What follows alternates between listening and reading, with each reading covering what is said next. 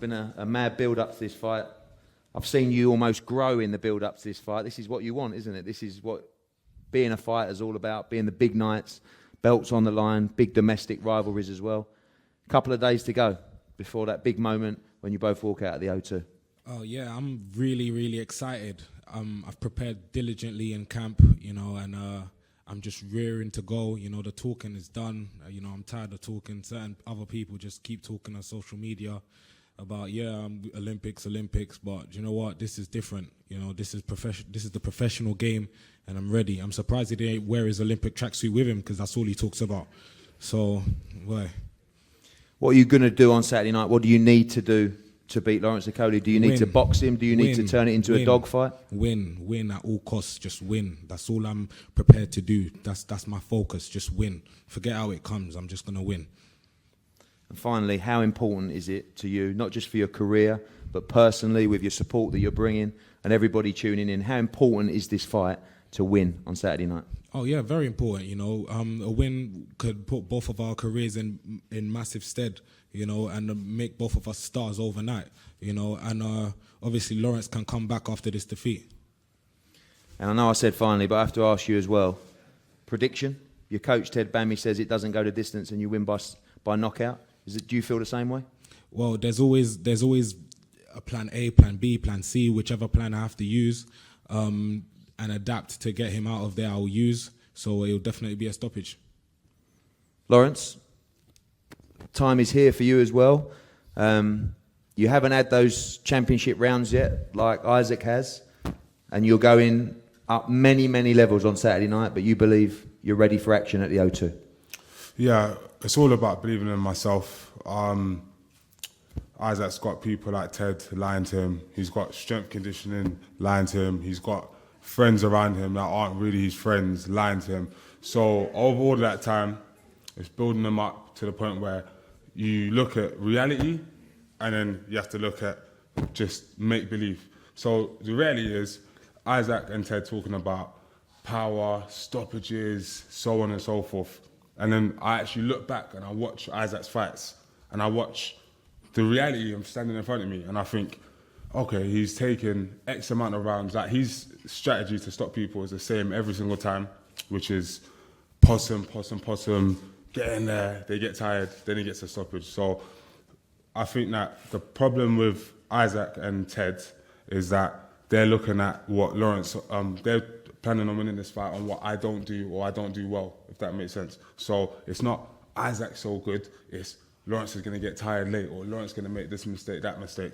But really and truly, I'm going to get in there and I'm going to be the exact same way that I always am, which is ferocious and explosive early. So if Isaac's got power, we'll find out. If I've got power, we'll find out and we'll see who's going to be able to take whose shots and who isn't. This feels a lot like another great domestic rivalry fight. Anthony Joshua against Dillian White at the O2. We just saw the game plan, everything go out the window, and it ended up being a street fight. Does that happen on Saturday, or is it important to keep your composure? It depends how I feel in the change room, because I'm usually quite calm all the way up until I get to the change room, and then I make my mind up while we're in there. In terms of game plans, yeah, there's set stuff, you know what I mean? And we've watched a lot of what Chamberlain does, what Chamberlain doesn't do, when he does it, when he feels good, when he doesn't feel good, how he reacts when he gets hit with a shot, how he reacts when he hits people with a shot. So basically, I know Isaac probably better than Ted does, and I'm going to show it. Do you believe that Isaac Chamberlain can take your power? I don't personally think that many people can take my power. The question is, can I land? Yes. Will I land? Yes. But I'm not expecting to go in there and hit him with the first punch him to go down because he's shown mental fortitude time and time again. So I'm expecting a hard fight, but at the same time, I'm reminding everyone here, I'm a human being, same as Isaac.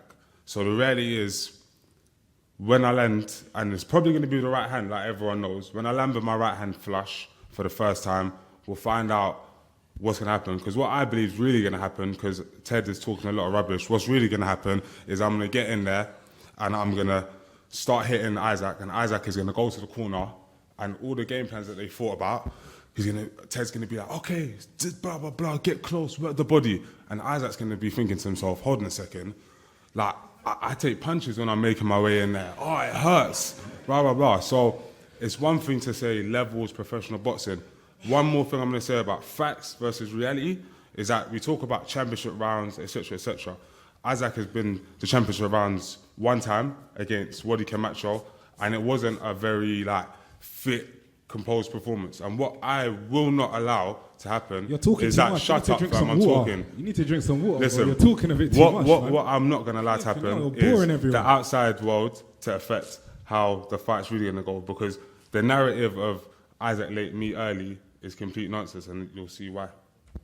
And finally, I asked those guys, Brian, how does the fight end on Saturday night? If it goes past 3 rounds, he's done well. If it goes to 10 rounds, he's done very well. Lawrence, stoppage win? Yeah, 100% a stoppage win, 100%. But to be fair, there we go. To be fair, I think that ending it in 1 or 2 rounds is a disappointment. Not only to myself and the fans, but because it's very easy to overcome, getting stopped in 1 round. What needs to happen is Isaac needs to be battered from 1 to maybe 8 rounds. That's how I see it. Isaac, not in the game plan? You talk too Your much. Your game plan's not going to work. You're rubbish. You just talk too much. Your game plan's not going to work. Look how you Ted, look like you didn't even Ted, train yesterday. Ted, what are you talking Ted, about? Ted. Why are you mentioning Ted's name? Ted, I want to remind you something, Ted. You said, if Isaac doesn't stop me, you're going to quit boxing. And because of the way that you've come and approached it here today, I'm going to make sure you stick to that. Listen, why are you calling my name for, man? Ted. You're not going to fight me. I retired about 10 years ago, mate. Ted. Stop calling my name, brother. Ted. Talk to Isaac. Ted.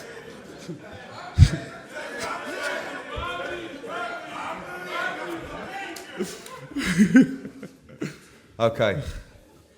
The talking is nearly done. And again, I can't wait for this fight. I want to just say one thing, because when 2 fighters who you work with come together at this stage in their career, put it all on the line, both of you guys have a huge future in this sport, and I take my hat off to you, as everybody in boxing should do, everyone in this room should do, that you're taking the risks, you're taking the gamble to provide entertainment for the fans, try and give the fans the fights they want to see, and ultimately trying to move to the next level, because the winner of this fight goes on to become a real star in British boxing. The loser can be too, but the winner goes on this kind of stage to be a major player in the division. So good luck, both of you. May the best man win. Thank you all so much. We're going to have head-to-heads up here now, and we'll see you at the weigh-in tomorrow at the O2 Arena.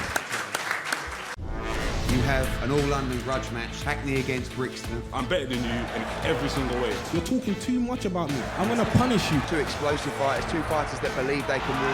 The hooks are flying in. People think he's going all the way. It's all about Lawrence Okolie here. His ego needs to go down a bit. This is what British beef is about. He has no heart. He has no balls. It's a big night, February the 3rd. You're going to get smoked. I'm going to knock him out cold. 2 of Britain's up-and-coming cruiserweights face off. Okolie versus Chamberlain on Sky Sports.